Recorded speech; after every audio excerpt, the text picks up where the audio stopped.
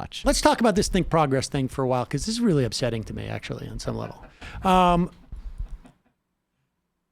Look, the Center for American Progress back in 2004 when this thing was launched, I don't know when they were launched. Was it 2003, 2002, 2001, somewhere around there? You have to understand that there was very little infrastructure left of center at all. Left of center at all back at that time. And, but even at that time, people would talk about it. Some people there too. It was like the Clinton administration in exile.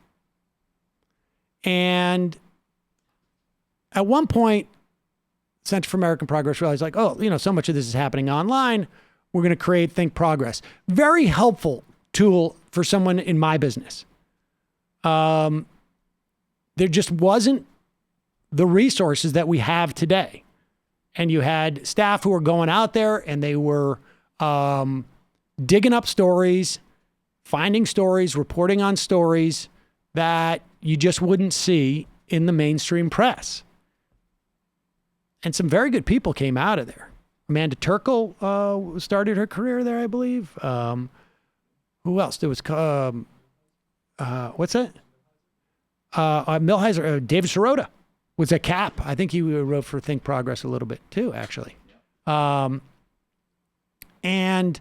has become a little bit less relevant as the years have gone by because there's a lot more competition, and to a certain extent, ideologically, they ended up not moving as much with the rest of the, I think, the Times on some level. In some areas not. But still did some good reporting. They unionized. And back when they unionized, in 2018, I think it was, let's look at this. Even Neera Tanden. Oh, different unions. Well, they unionized at one point. I can't remember when it was.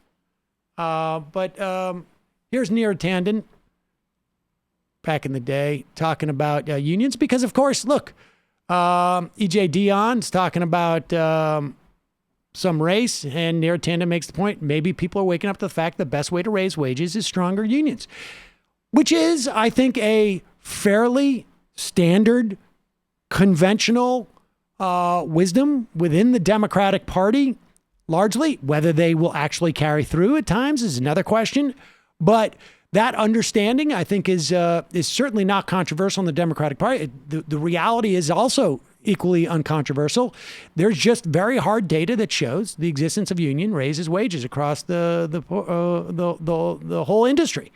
Dave Weigel had a tweet about something about support for the Nissan union drive in Mississippi. Was this in? I don't know if they unionized at that point, but Neera Tanden says this union drive is important for people who care about wage growth. This is critical. So the other day, it was reported that ThinkProgress was closing. Their funding had basically dried up. Again, they were not, there was a certain amount of redundancy now because you have a lot of other outlets that follow this news, social media, whatnot. And then it became clear within a couple of days they were going to relaunch ThinkProgress. And not only that, they were going to get rid of the archive of all the work that the people who had done there did, which was evergreen work about various issues, climate change, the law, regulatory schemes. I mean, all sorts of different stuff that was very good, sort of like down the middle, as it were, reporting on this stuff. That is the nuclear option. And on top of that, yes, I mean, it happens all the time with supposedly less reputable outfits. On top of that, they had in like a 5-page memo announced to people who were subscribing to ThinkProgress that if you email us, we will stop taking your payments. In other words, you've got to opt out. Now, I will tell you this. Because I'm smart. I will tell you this. For a long time, I wouldn't even take year-long memberships to this show because I was like, I don't know if I am going to continue to do this. Early on, I wasn't sure if I was going to make it. For like a first year or two, I wasn't sure. Like I could close up shop in a month. And if people are just doing monthly, I can end it and just shut it down.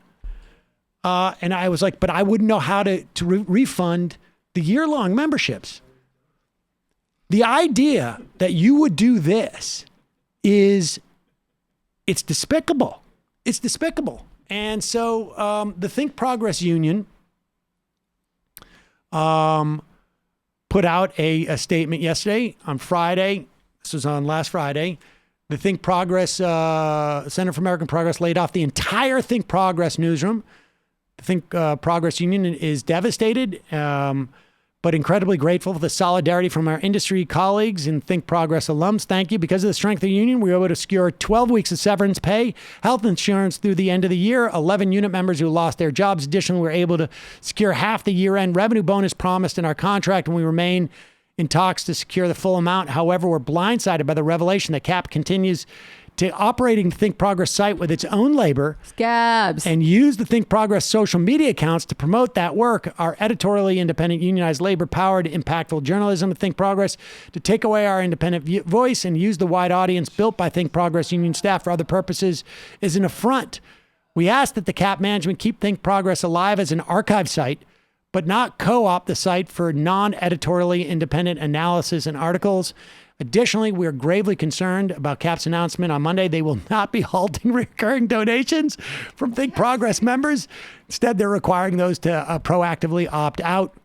CAP has repeatedly said the decision to shut down ThinkProgress was a financial one made in light of larger industry struggles, but ThinkProgress was not founded to be profitable. We know that this was never about money. This was always about power and control. We're exploring our legal options. It's been reported that they are going to close down the donations and that they are going to archive the site. I also think, frankly, that even if they continue on with the ThinkProgress as an entity with non-unionized people, that they're going to run into a National Labor Relations Board problem. That this could be a violation of the National Labor Relations Act. But more than this, more than everything I've just said, and even more than what it says about the values that they operate under, because they clearly do not walk the walk on the values that they espouse. I mean, it's just stunning. But how stupid are these people? How stupid are these people? I mean, are you serious? Are you serious that you thought you could get away with this? Like, in what universe? Like, with all due respect to Neera Tanden, are you serious? What, for 1 second, did anybody think like, oh, nobody's going to notice that we're basically using scab labor and we've just basically violated the National Labor Relations? None of the people who follow what the Center for American Progress would ever notice this. I mean, how the level of incompetence here. I'll tell you something. If I was a funder for the Center for American Progress right now, you know what I would be doing? I would be shopping around for a center for another American Progress, because this one may be part of the reason why we're not having experiencing progress at the moment. I would say if you were a monthly donor, you would be doing that. If you were, like, as an example, the government of the United Arab Emirates or Pfizer or Exxon or any number of financial services firms, you might be really digging it. You'd be golf club. Yeah. That's actually really cool. They're Democrats, and they just violated the entire Labor Relations Board. That's pretty cool. There are By the way, Tom people. Daschle is on the board of, I don't even remember all the There should be corporate people boards he quitting. sits on. There should be people resigning from this board now. I mean, I would be surprised if anyone is still giving them money because they think they believe in progressive values. You may be right about that as well. I mean, but they're done. I mean, honestly, you stick a fork in this, because this is just How bad at this do you need to be? Well, what else are they showing for return on investment on how, like, what do they get, 40 million a year? Or something I have no idea. But I mean, like, just come up with a different name for the organization. Tuck it in the corner. We're calling it,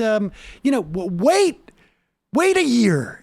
We're reintroducing ThinkProgress. We hired one reporter with a union salary, and the rest are going to be whatever it is. Like, even the most cynical person would be like, oh, yeah, no, we're not going to get away with this. I would be more surprised at this point if Neera Tanden didn't pull some crazy crap like this. But also, I'm sure she's going to find a way to twist this around and say that anyone who's mad about the union thing in the scabs is just attacking a woman of color out of bad faith. That's right. It's Bernie's fault. Let's face it. All you bros. Definitely Bernie's It's fault. Bernie's fault. Yeah. Getting everybody all riled up You about see unions. all of these toxic Bernie supporters online, and they're harming an august liberal institution. Unbelievable. Really shocking. They did, all right. which is why I don't care that any They of them were literally fired. did say that. Yes. Neera's just See, mad none of the writers. Bernie's sitting there like, there is one candidate who might be a little bit more sympathetic to your plight. The same one you were bitching about Yeah. owning houses, you idiots. I think Neera's just mad none of the writers came to her defense whenever she gets ratioed on Twitter. Like, what good are you people? It's very possible.